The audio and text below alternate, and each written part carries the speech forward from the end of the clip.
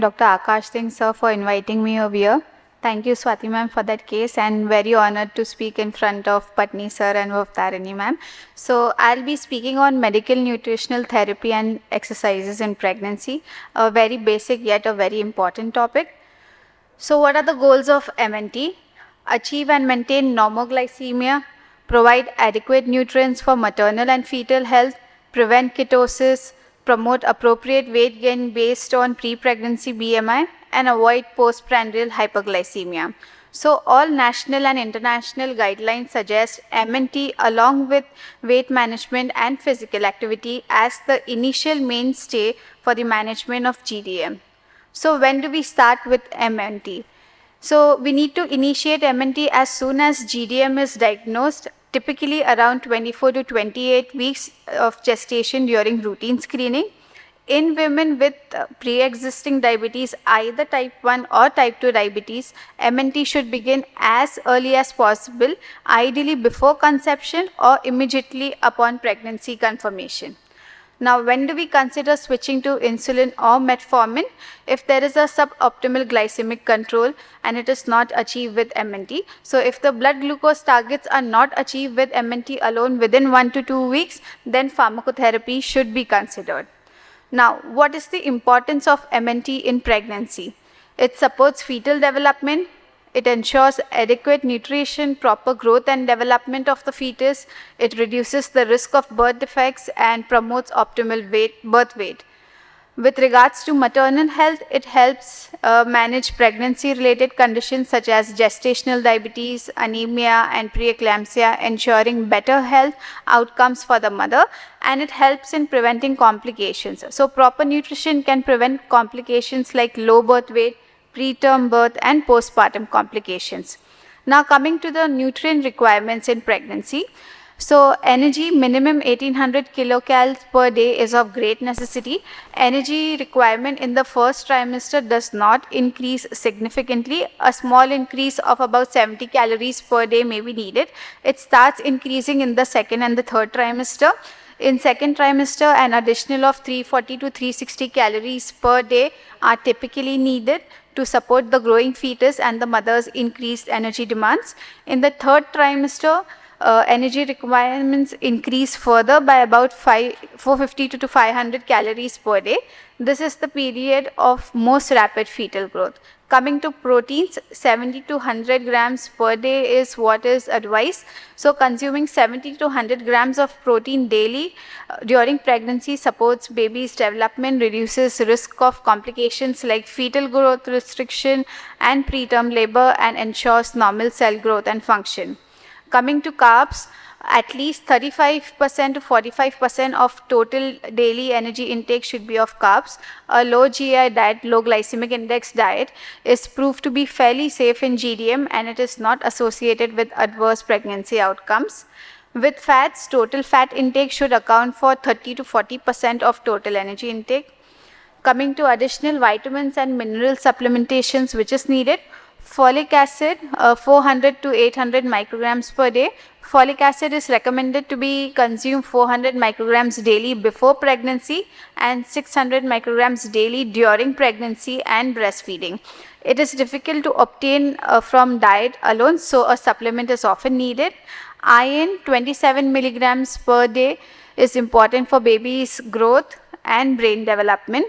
Calcium during pregnancy can reduce the risk of preeclampsia. Pregnant adults should get 100 milligrams of calcium per day, and pregnant teenagers aged 14 to 18 need 1300 milligrams of calcium per day. Vitamin D is essential again for bone health, immune function, and cell growth. Vitamin B12 supplementation is necessary for nervous system development, RBC formation, energy production. Zinc for protein synthesis, enzyme function, cell growth and division, and iodine very important to ensure normal maternal thyroid function and adequate thyroid hormone transfer to the fetus. So these are the dietary recommendations during pregnancy. If you can see the diagram, so less often food products are meats and sweets. Poultry and eggs can be given in moderate portions every 2 days or weekly.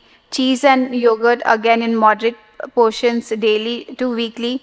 fish and seafood can be given at least 2 times per week. The most important are your fruits, vegetables, grains, your whole nuts, legumes, seeds, and herbs. These are the main constituents. So, a balanced diet is very essential. Hydration, 8 to 12 cups of water daily. Avoid certain foods like raw fish, unpasteurized dairy, canned meats, and caffeine. And managing nausea and cravings. So, small frequent meals and certain foods which can trigger that, avoid those foods. Specific to gestational diabetes, carbohydrate management, distribute carbohydrate intake evenly throughout the day to manage blood sugar levels. Focus on complex carbohydrates like whole grains, vegetables, and legumes. Low glycemic index foods, choose foods that have a low glycemic index to prevent spikes in blood sugar levels. Regular meals and snacks, eat small, more frequent meals and snack to maintain stable blood sugar levels. So 3 meals and 3 snacks is what is usually advised. Fiber-rich foods include plenty of fibers from vegetables, fruits, and whole grains to control blood sugar levels. Lean proteins like lean meats, poultry, fish, eggs, nuts, and seeds help maintain energy levels, and include healthy fats like avocados, nuts, seeds, and olive oil. Monitoring of blood sugar is very essential and very important. Foods which are to be avoided are, of course, your sugary snacks and beverages, caffeine, refined carbs like white bread, white rice, pastries, high fat and fried foods, of course, alcohol and excessive caffeine. Now coming to anemia in specific, which is very common in Indian women. So managing anemia during pregnancy involves increasing the intake of iron-rich foods and ensuring proper absorption of iron. So what are some of the iron-rich foods? They include lean meats, poultry, fish. These sources are easily absorbed by the body. Non-heme iron sources incorporate plant-based sources like beans, lentils, tofu, spinach, fortified cereals, and whole grains. Vitamin C rich foods enhance iron absorption. So pair iron rich foods with vitamin C sources like oranges, strawberries, bell peppers, tomatoes, and broccoli to increase the absorption of iron. Avoid iron inhibitory products. Calcium dairy products can inhibit iron absorption, so avoid them.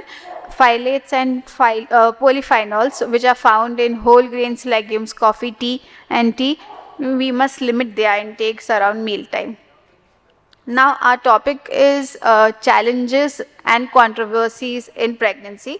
With regards to controversies, there are not many controversies with MNT except that there are no standardized guidelines. It is very diverse according to our patient population and cultural preferences. Challenges are adherence issues.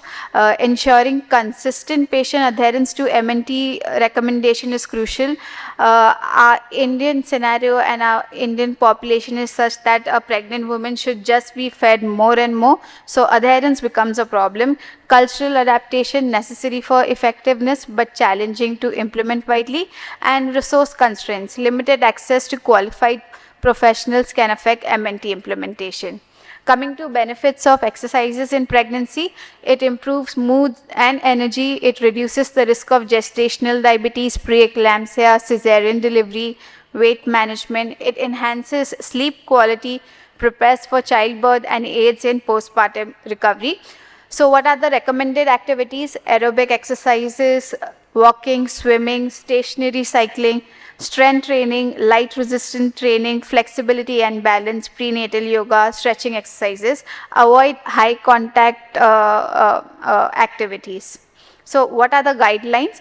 150 minutes of moderate intensity exercises per week is what is advised. 30-minute session most of the days of the week.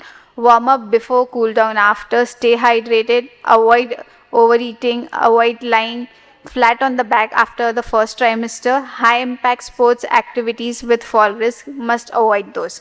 Safety consideration. Consider healthcare provider before starting new exercises. Do not just go off with any exercises which are recommended to you by a family or friend. Listen to your body, adjust the intensity as needed.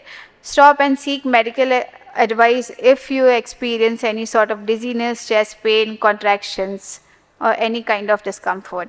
So in conclusion, MNT during pregnancy focuses on providing adequate nutrition to support the increased energy and nutrient needs of the mother and the fetus. Regular physical activity during pregnancy offers numerous benefits, including improved cardiovascular fitness, better mood and energy levels, and enhanced overall function. Combining medical nutrition therapy with appropriate exercises during pregnancy plays a very crucial role in optimizing maternal health outcomes and promoting fetal development. These interventions obviously should be tailored to each woman's specific needs, and it should not be a blanket. It should be supervised by the healthcare professionals to ensure safety and effectiveness throughout pregnancy. Thank you.